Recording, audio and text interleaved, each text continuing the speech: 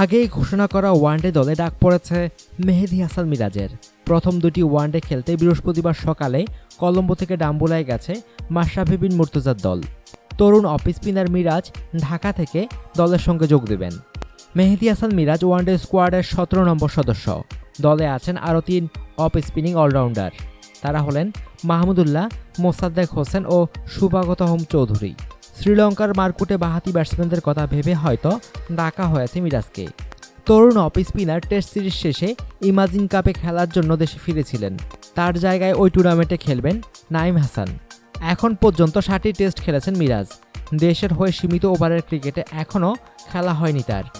ওয়ানডেতে বাংলাদেশ দলে যারা আছেন তারা হলেন তামিম ইকবাল, সৌম্য সরকার, ইমরুল কায়েস, মুশফিকুর রহিম, সাকিব আল হাসান, সাব্বির রহমান, মাহমুদুল্লাহ রিয়াদ, মোসাদ্দেক হোসেন, মাশরাফি বিন মুর্তজা, মুস্তাফিজুর রহমান, রুবেল হোসেন, তাসকিন আহমেদ, সুভাশিস রায় চৌধুরী, শানজামুল ইসলাম, শুভাগত হোম চৌধুরী, নুরুল হাসান সোহান ও মেহেদী হাসান মিরাজ।